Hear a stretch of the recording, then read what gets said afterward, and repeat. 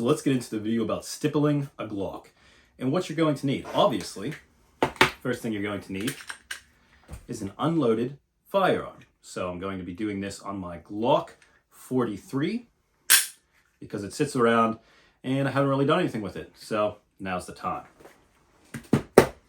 You're going to need a Dremel. You could use any Dremel you have laying around. You don't need a lot of power to be able to do this. So any Dremel and any Dremel kit will suffice.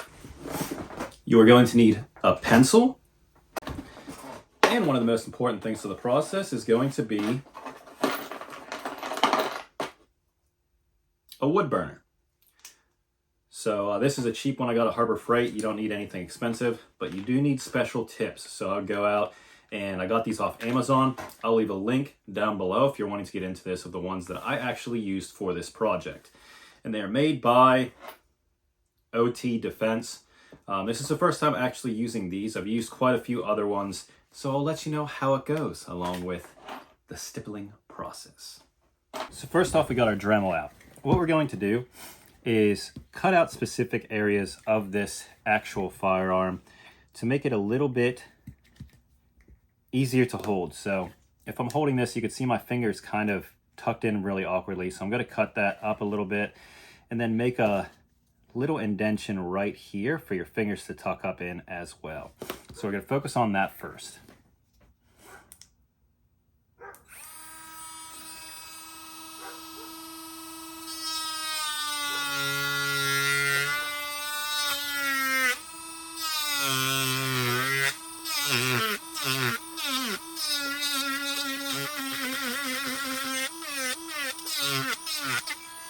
Remember, we're working away at this little by little. We don't want to put too much pressure on it to where it's just taking off a ton at a time, because you don't want to cut in too far. So we're doing this very easily and working a little bit at a time.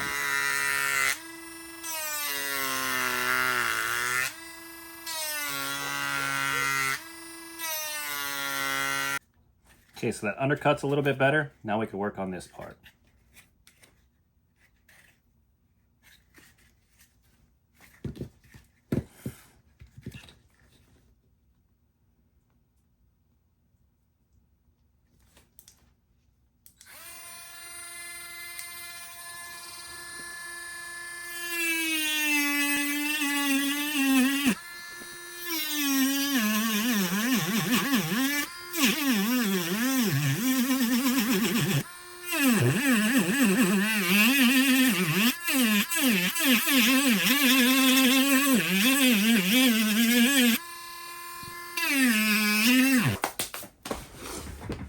Okay, so now we're going to redo the tip on it.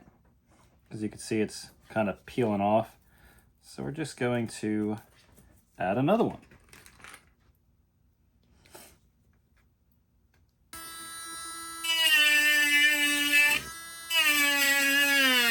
So you can see there, it has more of an aggressive grip on it. And when we add the texture to it, you'll be able to hold it really nice and tight in your hand. So even though this is a hard firearm to hold, it'll be a lot easier now. Right like that. So now that we have all the sanding done, we can start marking out where we want all of our texturing to be. So whenever you're holding it, I don't want the texturing to be too crazy high up on this part, because it'll really rub when you're holding the firearm and shooting. So I'm going to naturally curve it up around those points.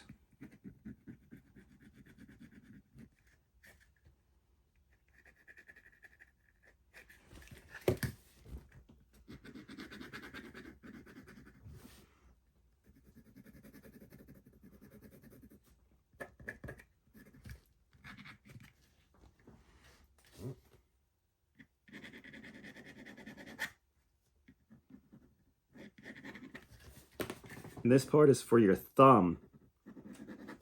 So you can kind of push down like this whenever you're holding it, so it's not just sliding. So I'm going to make a little area right here. It's where your thumb could kind of naturally push down and be able to help with the recoil a little bit. So now we are done with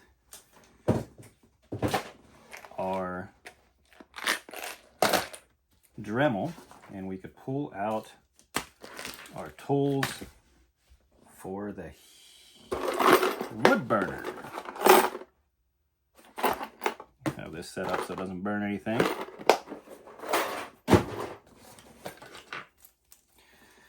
I will say getting into wood burning was fairly easy because, you know, as a tattoo artist, it's how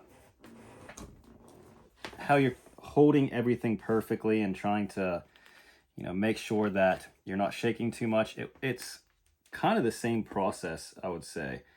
But if you're first getting into it, I highly recommend you work on doing it on like a PMAG or something before getting into just trying to do it on an actual firearm. That way you don't mess it up and then you are shit out of luck. Because that's no fun at all. I'm going to have this set up on the stand so I'm not burning through my table. I'm going to start out with this tool. It's the cutter tool. So we could go around and cut in all the designs that on the outsides before we go into actually stippling our design everywhere. So this is going to be really important for the process and one of the most technical processes that we need to do in this. Okay, so now that this is hot, we could start on mapping out our pieces.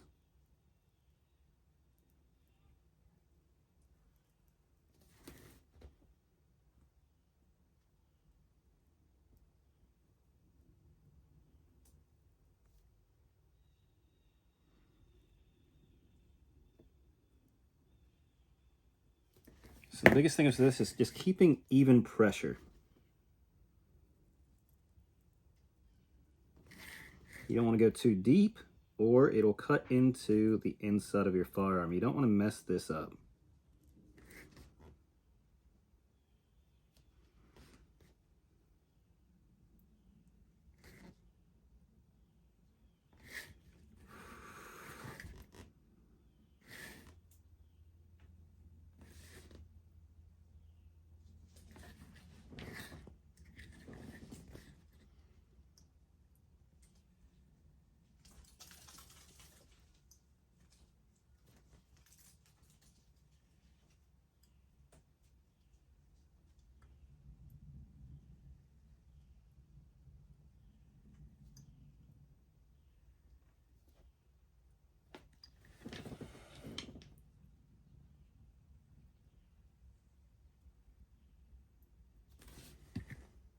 And I know that there are quite a bit of people out there that are like, no, don't do this to your firearm, you're gonna ruin it. I personally don't give a fuck. Like if I was to completely destroy this, it's a Glock. So like, I just go buy another one. But I have done this quite a few times on not only my own pistols, but my buddies' pistols. And I would say a little bit of experience. Am I an expert? No, not by a long shot, but I do have the ability to do it and not really have to stress about it anymore. And if you don't want to do it to yours, that's totally cool. I'm not going to make fun of you at all for not having a Glock with this on it. As long as you don't make fun of me for doing this to my Glock. You know, I like to rock out with my Glock out. Okay, now I could start mapping out the main areas that I want done to the actual grip part of the pistol.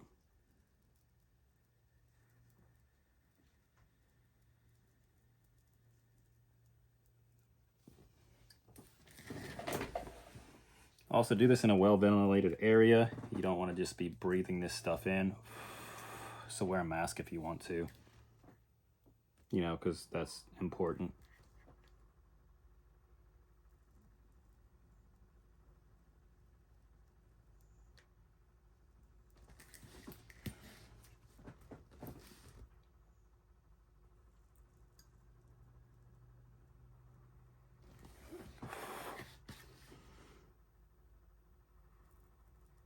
Remember, this gets really hot.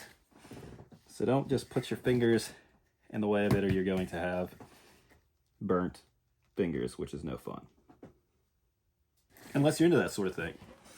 then by all means, put your fingers on it. No, I don't judge. So we have our basic shape up top done. Now we go along with the bottom.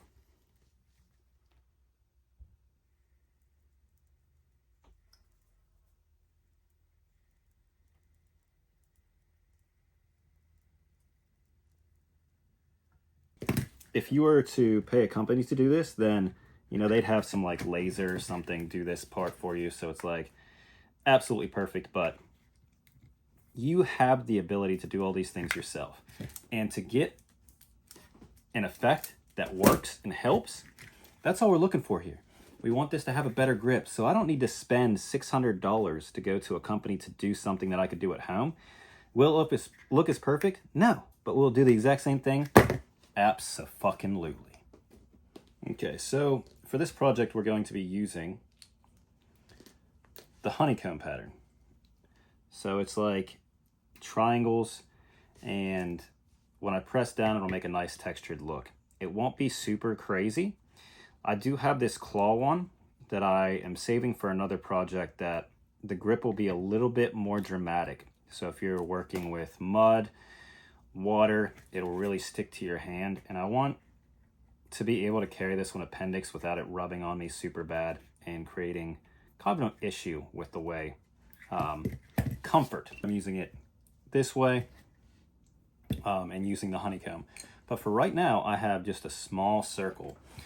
So I'm going to go through first and do all the detailed areas with just small circles. So not using the honeycomb pattern yet. And we're just going to do little circles. Pressing down for a second.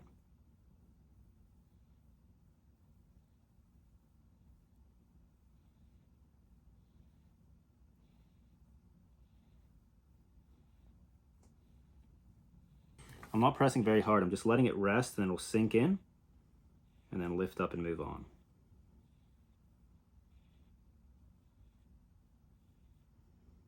I think the biggest thing with this is just don't overthink it. Like, it's pretty damn easy to do. Just don't overdo it, and then you'll look like all of the disgusting gun builds to where they just stippled everything. Just do it to the few places that I've shown, and you'll be all right. It's producing a lot of smoke, so what a better time than to try out my gas mask. So I'm going to put this on and finish up this section.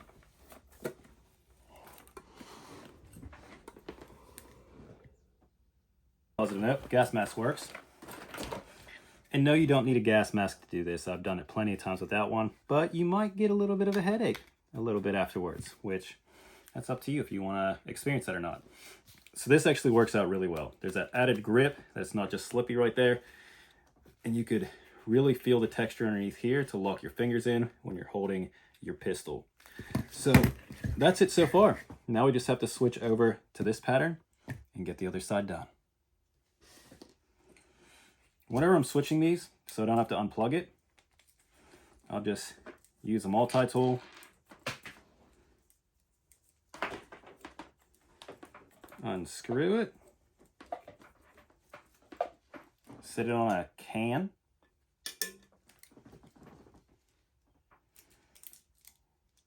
Get the other tip locked in and then screw it on. Heat up for a couple minutes.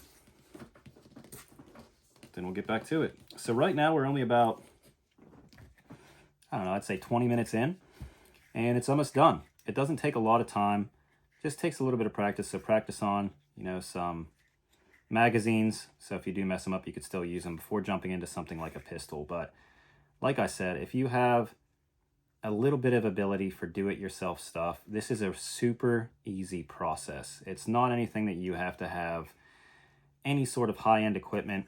All the stuff here was like 40 bucks. And compared to how much you'd have to spend to actually get this done, it's so much better off. It's way more worth it to get the tools that you could do it yourself. Learn a new task that you could actually do for your friends, do for all your pistols if you get good enough at it. And it's just really cool. You could customize your firearm and still keep it to where it's actually very easily usable instead of, messing with something like putting a extended mag release and destroying your whole firearm. So this is something that you could actually use, and it benefits and complements your firearm. So now let's get into this part. So we're going to start at the top, press down, and that's the texture it leaves. So we're not pressing super hard.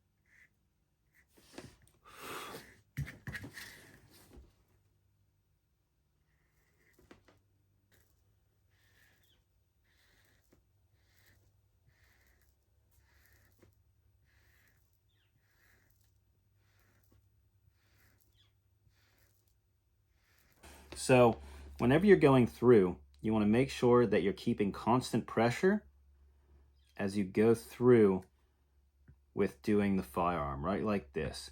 The hardest areas are going to be when you get to areas on the back. You want to make sure that you're kind of going with the contour like this, and you're not really pressing. You're just kind of letting it move into the actual firearm with just a light pressure, and it will do the rest by itself. So right like this. Also, I used a different tool for these areas. You can see that this is the honeycomb pattern, but I used a small circle one for areas like this, this, and this. And it gives really nice texture. You can see there's nothing in this at all.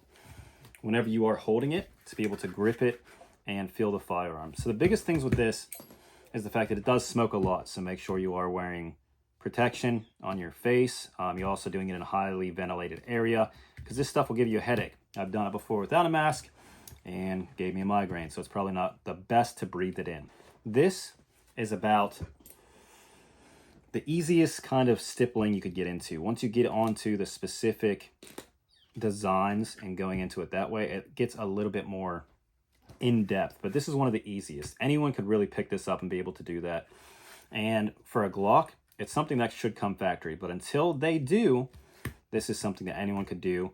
It takes about 30 minutes to complete the whole thing, and it looks really good. It looks, it does the job. We'll say it that way. It's not an issue with it's going to affect anything. If you mess up the design a little bit, just go back over it and clean it up a little bit, and it works out great for being able to hold your firearm a whole lot easier.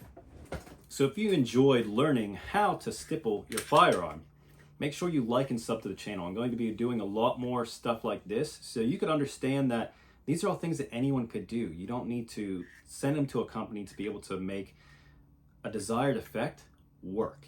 Now, if you want a $2,000 Gucci Glock and you just want to be able to show off to your friends, by all means, send it to a company to do it. It's not going to look perfect. But if you want something to be able to make it easier for you to be able to control recoil and be able to hold it a little bit better in your hand if you're working with things like rain or mud, this is the way to go. It works out perfectly. You won't have any issues with extra stability when you're holding your firearm. It's not too much of a texture that it's really going to hurt appendix carrying, and it took 30 minutes. So as always, thank you guys so much for watching. Stop bitching and complaining, and start prepping and training. And I will see you in the next one.